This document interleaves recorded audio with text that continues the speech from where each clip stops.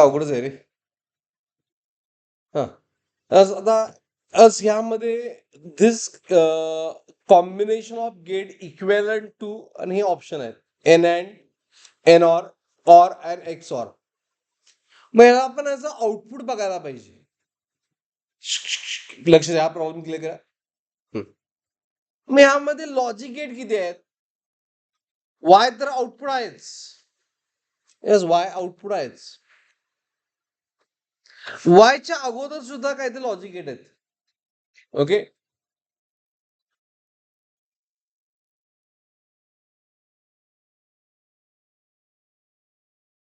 For example हा A N B input आहे, ह्याला मी ए बी नंतर सी म्हणतो. जरा लक्ष द्या काय म्हणतोय बघा, प्रॉब्लेम सिम्प्लिफाय करूया. हा सी म्हणतो मी, ह्याचा आउटपुट याला डी, ह्याचा आउटपुट ई म्हणतो. आता मला सांगा, इनपुट आहे आपलं ए एन बी, बरोबर आहे की नाही? हा, इनपुट आहे ए एन बी, सीचं इक्वेशन काय होईल? ह्यामध्ये ह्या सीचं इक्वेशन काय येईल? सी आउटपुट पाहिजे आपल्याला, कुणाचा? ए एन बीचा, बरोबर ना? म्हणजे ए इंटू बी चा इनवर्स हा सी आहे. ए एन बी इनपुट झाले दोन्ही, आणि त्याचं आउटपुट आपल्याला काय मिळालं? ए प्लस बी चा इनवर्स. Is it right? तर डी आउटपुट साठी इनपुट काय? डी आउटपुट साठी इनपुट काय? इनपुट सी सुद्धा आहे ना. ओके, ए तर आहेच, ए तर आहेच. डी आउटपुट साठी इनवर्स नाही, सॉरी, आणि अलॉंग विथ दॅट ए आहे, आणि त्याला मल्टिप्लाय कशाने करायचं? ए प्लस म्हणजे C. In other word, simple काय? ए इंटू सी चा इनवर्स. क्लिअर? आणि ई साठी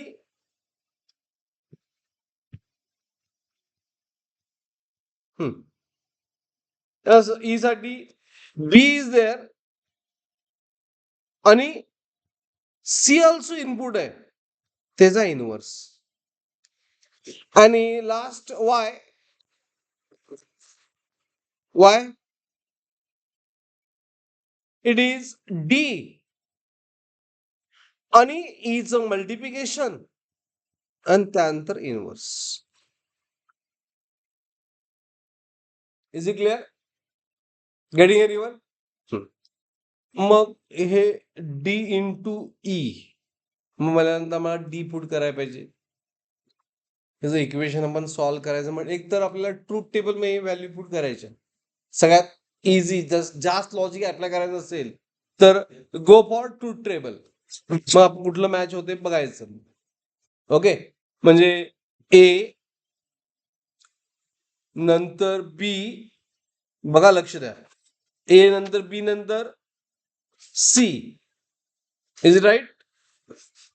सी काय? ए आणि बी चा प्रोडक्टचा इनवर्स.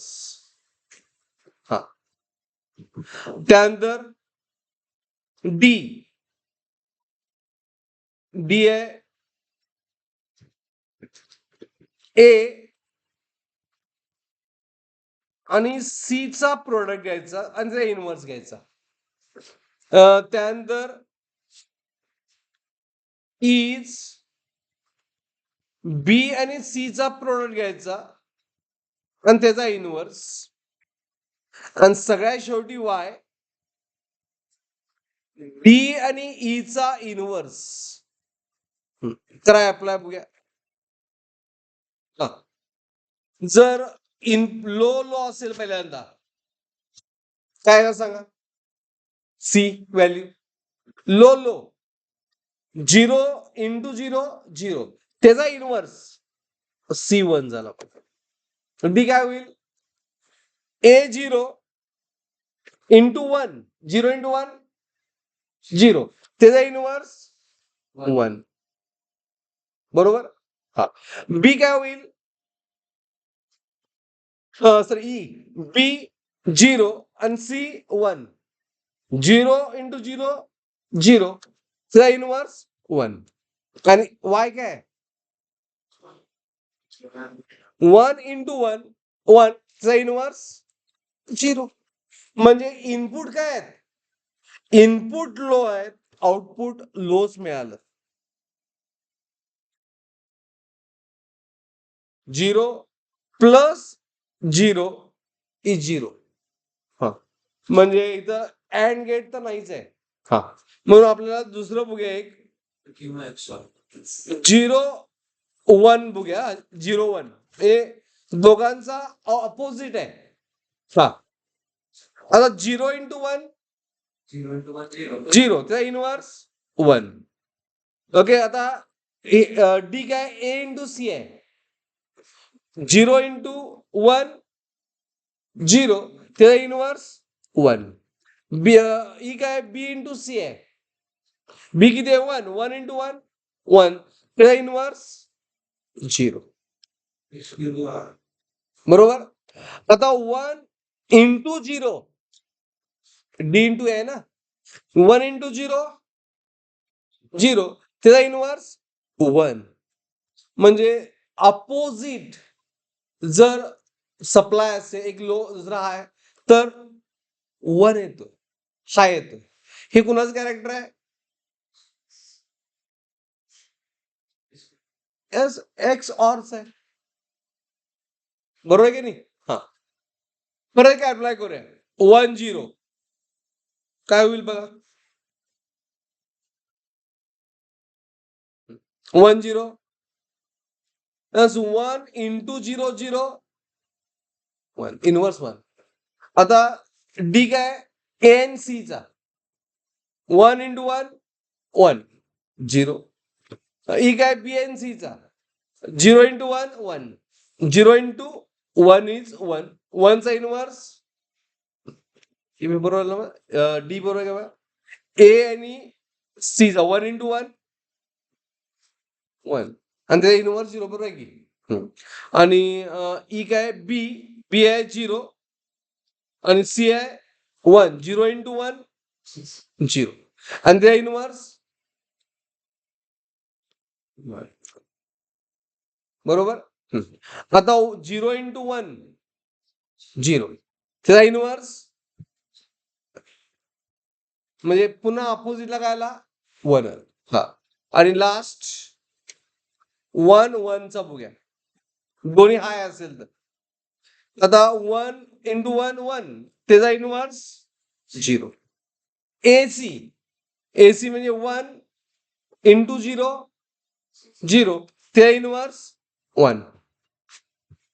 बी सी, सी 0 इंटू 1 0, त्याचा इनवर्स 1, आणि 1 इंटू 1 1, त्याचा इनवर्स 0. म्हणजे दोन्ही हाय असेल तर लो, अपोजिट असेल तर हाय.